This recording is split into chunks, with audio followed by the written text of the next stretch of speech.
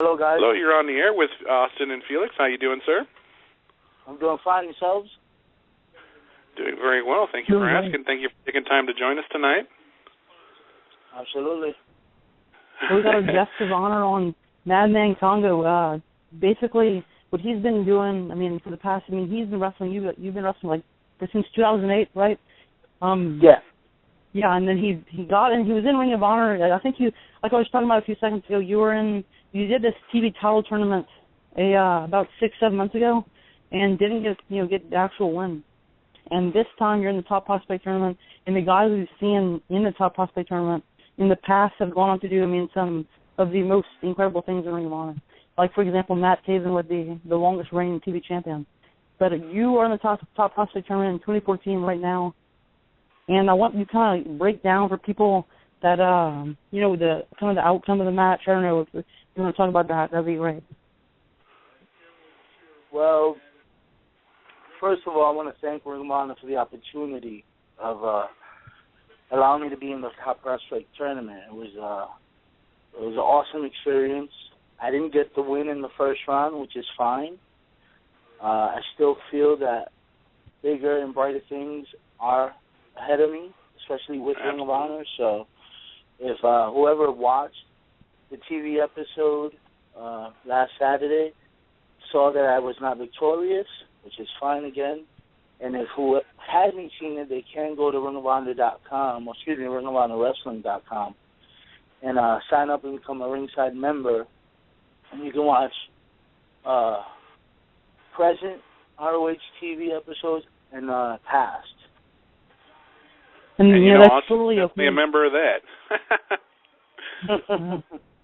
But it's totally okay with you actually not, picking up the women. You probably wanted to obviously go a different way, but with type of guys like you and anybody that Ring of Honor actually brings in, they have to have something about them that really catches their attention.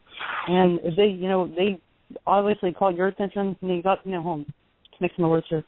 You actually obviously called their attention in some way, shape, or form that made them want to bring you in. And I want to see you there in the future. I know it's going to happen because you were just sporadically, throughout in Ring of Honor for a little bit,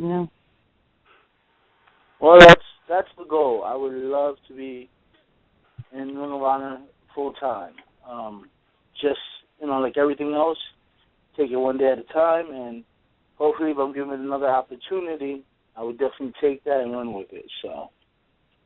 Absolutely, and I think in wrestling today you don't see too many monster heels anymore, and I think by watching, I just happened to watch it, and you bring something different to the table that hasn't been around for a number of years, and what I mean by that is, and like I was telling Austin, I mean this with the utmost respect, and when I see your presence reminds me of some of the big monsters of the past, with guys like Kamala, guys like Bundy, King Kong Bundy, and even Austin had mentioned Samoa Joe, because the fact that you can move in the ring, for a big man, you get around and you got that monster look down, and I think that's what they're lacking in wrestling. They need monsters back in there. Well, I thank you for that. I definitely work my ass off like everyone else that's in this business. But yeah, the monster here is something that I've been attracted to as a kid. Always been something I've liked, because it's always been something different to me in wrestling from me being a child till now. And even now, it's not being done as much at all. True. So this is my way of, I don't want to say paying homage, but this is my way of keeping something that I loved as a child alive. Who were some of your favorite big men growing up? Big man, Vader is one. That's a good one. Bossman, because he was so quick on his feet. I'm a big fan of Umaga. Samoa Joe. Yeah. Samoa Joe, and I even enjoyed some of Rikishi stuff. It was, he was not a heel, but he was he was another guy that could move on his feet. Yoko was another one of my favorites. Great choice. Yoko. Yeah. And you talk about monsters in the ring, and you actually faced a monster in Raymond Rowe. And I was watching that match in the ending where he does his death row finisher. I can't imagine that feels, anything good, No, not at all. Not at all.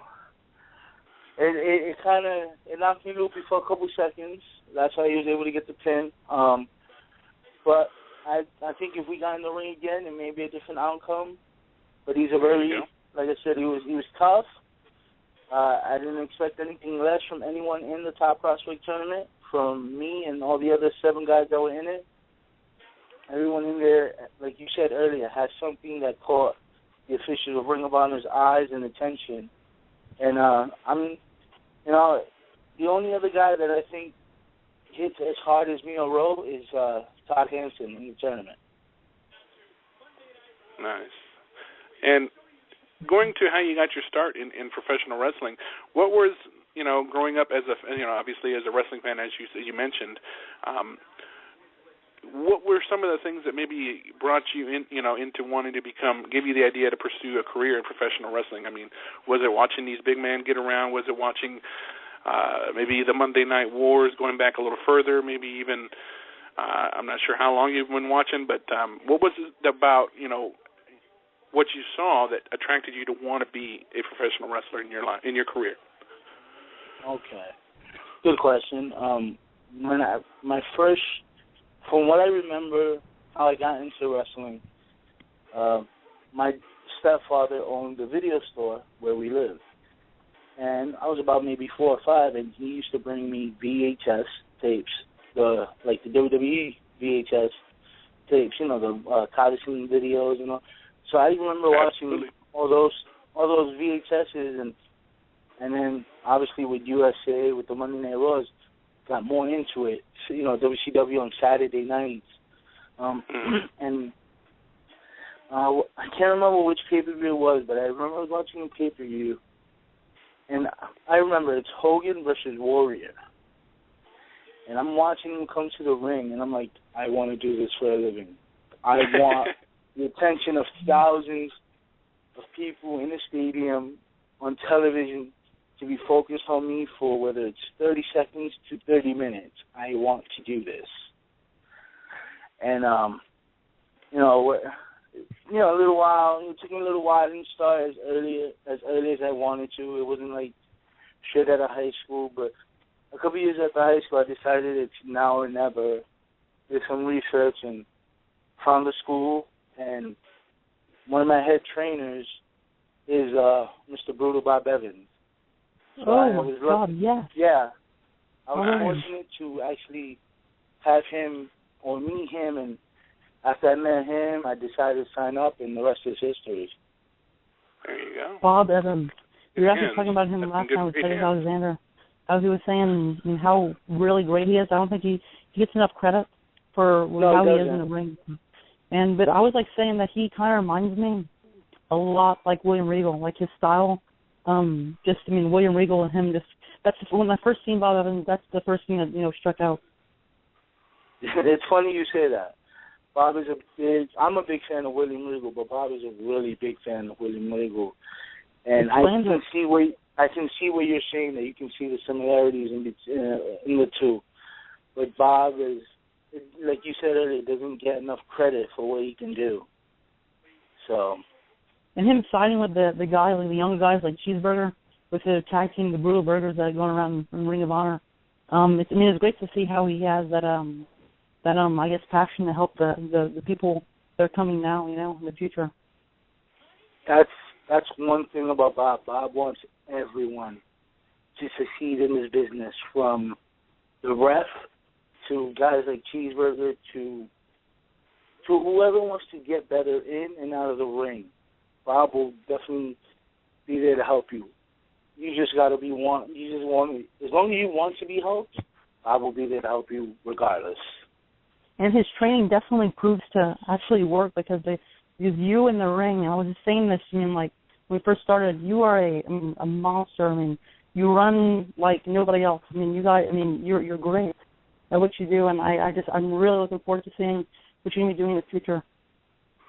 I appreciate that, and again, that's all hard work, in the ring. Whenever you can be learning, it's you get what you put in this business. It's what I've always been told. Absolutely. So it's like with anything else. If you're going to put 100%, you're going to get 100% back. That's been my mindset since I started training a couple years ago. And with Ring of Honor, especially, it's kind of the atmosphere is unlike anything since our world. The fans are the best fans I've ever heard. And any of those shows, no matter what you guys do, they're always yelling and staying on their feet. It's like I've never really seen how much the passion they have. It's excellent. I've never seen that with any other crowd. Like there's a certain aura about Ring of Honor that nobody else has. Yeah, Ring of Honor fans are great. Every show I've been a part of or been to, the fans just have this energy that you can feed off of, like no other. I've been to many shows, and by far the Ring of Honor fans are one of the best that I've been around and performed in front of. Now, I'm wondering, obviously, you, for those who watched the match, noticed, why did you decide to wrestle barefoot? I feel more comfortable. I feel that if you wear this is my personal opinion, with wrestling boots, I don't have, enough traction for me to move around as good as I think I can move barefoot.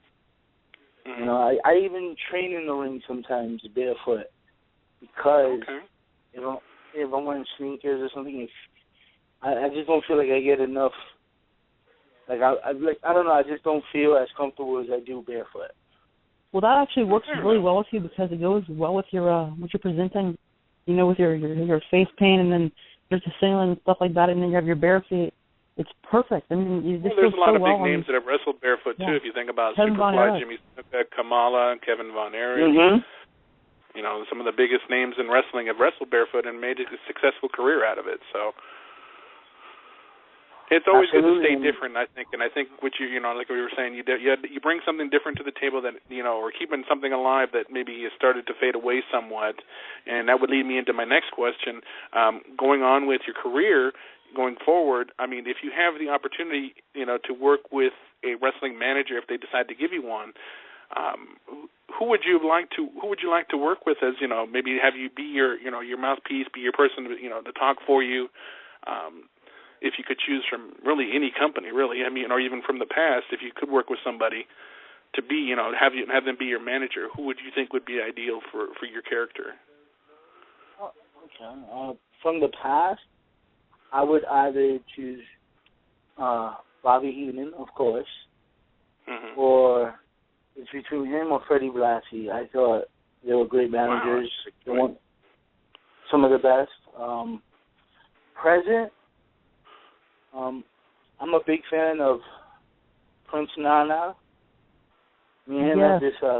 We have this connection, and I think it can, if it was presented well, it would be good on television or anywhere. I just thought about that. Also, there's a guy in New England, in my area, that when I started, he was my manager. His name is Marshall McNeil. Phenomenal manager, entertaining as hell, and he can cut a good promo, good mouthpiece. I just don't think he gets seen a lot, or gets, I would love for him to do more, and he's awesome. His name is Marshall McNeil. You can probably find him on my Twitter or Facebook, whatever, but awesome. He's one guy I like to work with out here, and Nana is the guy I would love to work with in Ring of Honor or anywhere else right now. And with Prince Nana, I cannot believe I just noticed that you guys, it would be perfect to have him as your manager. He was actually commentating, and you guys can see this if you haven't watched the match yet. Prince Nana is actually going to be at ringside for all the top prospect tournament matches that are be going on in the next weeks, and he's going to be commentating just to give his thoughts, and I can't believe that just hit me. When you talk about it, like Prince Nana and Kongo, that's, I mean, both the perfect, couple. Yeah, there you go. He's helped me out. He's helped me out a lot. Believe it or not, this stuff he's told me and advice he's given me that I've taken and I've ran with it, and it's helped me improve in and out of the ring. This is going to be kind of an odd, question, but what about Truth Martini? I love Truth. Truth Martini is awesome, entertaining, and right now it's either him or Prince Nana and Ring of Honor I would love to work with as a manager. Yeah. Think you can be a part of the House of Truth? I wouldn't mind being part of the House of Truth. Look what he's done. He's produced champions. He's produced TV champions and superstars out of the House of Truth. So if I can be part of the House of Truth, who knows what can happen for me. So. And if you guys don't know, what the House of Truth is, if you didn't watch haven't been watching or keeping your eye or been living under a rock, Truth Martini's produced some of the biggest, the best wrestlers in the world. There's not only produced the kind of guy that, look at Roderick Strong, Michael Elgin, Matt Taven, and the list goes on. He's had a lot of guys that he's trained. He's actually a trainer. He trains a bunch of big guys too. And that would be kind of, I don't know, just seeing you two together would be odd. Odd, but at the same time be interesting because you have you and then you have Truth Martini and the personalities. I don't know. It would be really interesting to see. I think it might work well. I don't know. You never know. Opposites attract. That's true. That's very true.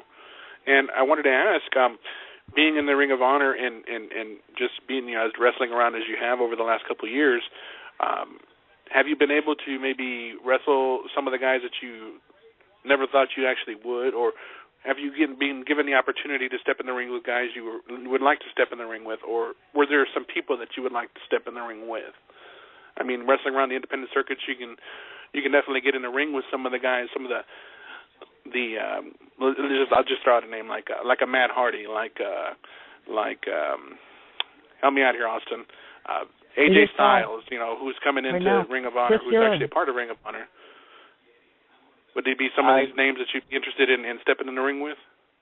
I'd be interested in stepping in the ring with anyone on the Ring of Honor roster, any WWE superstar, present, past, anyone.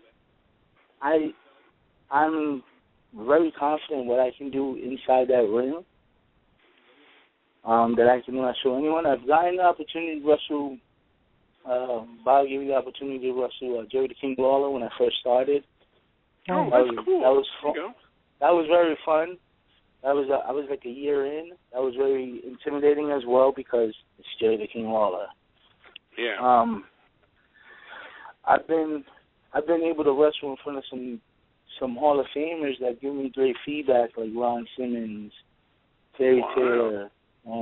So I've gotten to do some things. I haven't gotten to wrestle with as many people, so-called, if you want to call them that names, like an AJ Styles or Matt Hardy. But if the opportunity is given, best believe I will grab it and run with it. So now this question has come up sometime, but with Ring of Honor, you've seen some guys that are very notable right now, and that went to from Ring of Honor that went to WWE, like Seth Rollins, Daniel Bryan, Antonio Cesaro. Just the list goes on. They had a CM Punk. There's a ton of guys that's gone there and being very successful in WWE. Do you have?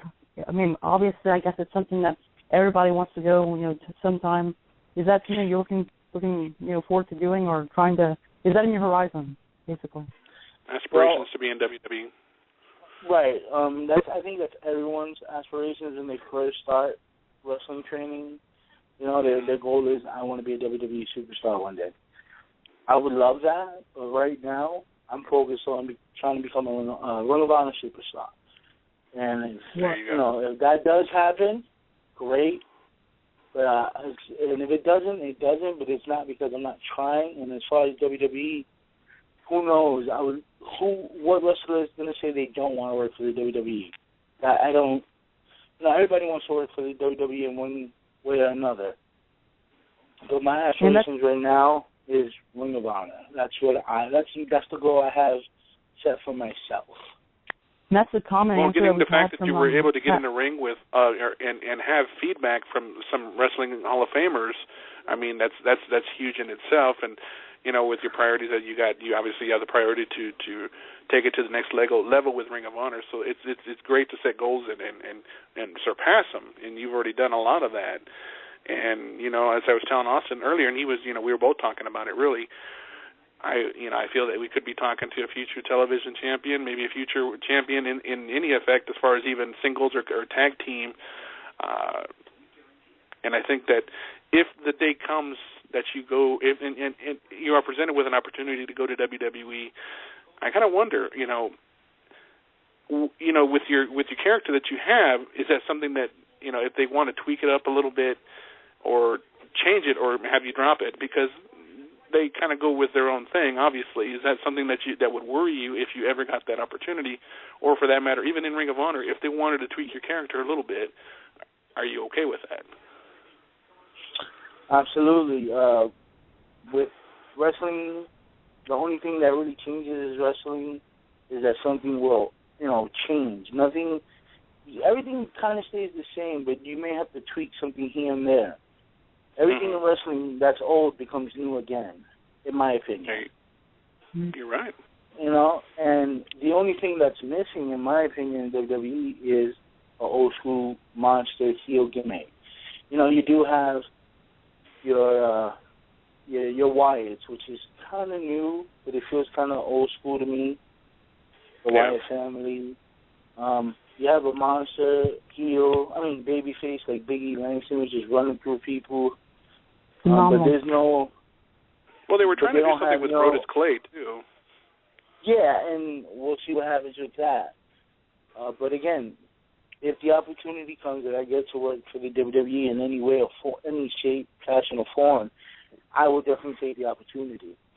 And not a lot of people get to say, I worked with the WWE, or I got to work for Ring of Honor. So whatever opportunity is given to me, I'm definitely going to take it and run with it. And what you were saying a few minutes ago about being, content with being in Ring of Honor for now, that's kind of the common answer for the guys that we've had on in the past with from Ring of Honor, like Michael Elgin, Cedric Alexander last night, Matt Taven. They all say the same exact thing. We're here to basically stay in Ring of Honor and make a name for ourselves here, but not really, just use it to make a name for yourself, but just for the love that you guys have for Ring of Honor and wrestling in general is what makes you guys want to stay there, because this is the best company, in my opinion, in this entire world. Because I haven't seen many bad matches at all in Ring of Honor, and every single week they're always really persistent to making something that everybody's going to go home and say, I want to go back and see that again. I agree. They're one of the best companies. I think they're number 2. I'm not, TNA is, I have nothing bad to say, but I don't think they're number 2. I think it's WWE Ring of Honor. But yeah, I think that's a great point, too. Go ahead. I'm sorry. I didn't mean to cut you off there. What I was saying is Ring of Honor, every time I've been there, I've had nothing but a great time. The fans, like I mentioned earlier, are great. I've never been around so many people that are just full of energy and for hours. Like, the atmosphere does not change from beginning till end at all. And it's always so many. I see adults, kids. I've seen older folks, at these shows, and they're slapping the guardrails and they're throwing, the ribbons, and they're into it from beginning to end. That's one thing I would love to just keep wrestling in front of fans like that, because you can feed off that for hours, days. Like, it's ridiculous. Exactly, the energy level. And saying that TNA wouldn't be looked at as a number 2, I have to agree with that, only because of the fact that people would automatically assume because they're on Spike, they got more, people can see them more often. But for WWE to dip into the Ring of Honor pool and pull some of their guys out, that's a testament to the work ethic that they have down there, and the fact that they've had some, like Austin was saying, some of the best matches that have come out of Ring of Honor, really some of the like stars like Punk, like Daniel, like Cesaro, who have come out of there and had some phenomenal feuds from that. And you can even go on to say, because it did happen, AJ Styles and Christopher Daniels, although it was brief, they did have a run in WWE. But WWE would dip into the pool of Ring of Honor and pull some of their stars out. That's obviously saying that they see them as competition more so than TNA. Not knocking them in any way, because they bring something different to the table too. I agree. I watch TNA like everybody else. In my opinion, some of it is not as entertaining as some of the Ring of Honor matches, or not even close to WWE. That's just my opinion. True. Again, I'm not knocking it. If they give me an opportunity to work for them, I would work for them as well. But for right now, like I mentioned earlier, my goal is to become a Ring of Honor superstar full time. And I know on behalf of Austin and myself, we wish you the best of luck. But I want to ask you, what are some of your future shows you have coming up? I have a show this Saturday coming up, and it's in Virginia. I can't remember the name of the city. I think it's Gloucester or Gloucester, Virginia, for Fusion Wrestling. They're a great company to work for. I've been working for them for almost a year now. I've had some pretty good matches there. That's, as of right now, that's what I have set, like full set. That's the only thing that's set in stone. Everything else is, like talking and stuff. So nothing. That's the only thing that's set right now for future shows. Okay. 2014 is just getting started. So I expect to see you in Ring of Honor in the very near future, because we have a long, and it seems like 2013 went by like, snap of a finger. I don't know. I think that you have a chance, like a very high chance, because obviously they see something inside of you, because they wouldn't just bring anybody on, to Ring of Honor and let them wrestle. So I expect to see you in Ring of Honor. I appreciate that, and I hope so as well. And if your fans want to keep up with what you're doing, what social media do you do? Do you take part in? You can follow me at Twitter, at Wildman _Kongo. You can tweet me. You can see what I'm up to. I put up my dates where I'm going to be at. If any promoters anywhere in the country want to book Kongo for an upcoming event or for future dates, you can reach me at wildmankongo@gmail.com, or you follow me on Twitter and send me a message there. 2014, I have a lot of open dates. Please hit me up. I'm looking to work wherever in the country. It don't matter. Just trying to get out there. There you go. And Austin, did you have any more questions that you want to ask for Kongo tonight? That's it for me. I just want to say thank you so much for everything, for actually coming on the show and talking about this and talking about Ring of Honor, and really spreading the word of how truly great this company is, and how much passion you actually have for it is very, very visible. Absolutely. No, thank you guys for allowing me to do this. This is probably this is my first actual full podcast. I did one 2 weeks ago, but it was a quick 2-minute but this is my first full interview on a podcast. I appreciate it, and yeah, definitely anytime anyone wants to talk about Ring of Honor or just how I got into this business or what I'm doing, again, follow me on Twitter, send me an email. I'm always the fact that you started out just like a lot of us as wrestling fans and come on and tell your story. That's what we like to see. What we're all about. We bring people on and tell their story because not everybody got their start the same. From Absolutely newcomers not. that have been into Hall of Famers. Everybody's got to start somewhere, and you definitely got your start somewhere. And I still think as Austin was saying, there's still big things to come from the big man Kongo, the Wildman Kongo. Okay. Sorry, that's it. No, that's absolutely fine. I appreciate that. What did I say earlier? I said Madman. Isn't it? It's Wildman, right? I'm like Madman Kongo. I don't know if you said Madman. I didn't hear it, so that's fine. Oh, okay. Well, yes, it's Wildman Kongo. Okay, yes. Well, thank you so much for coming on tonight. Absolutely. Have a great night. Thank you. Have a good night. Thank you. All right, you too. Bye-bye.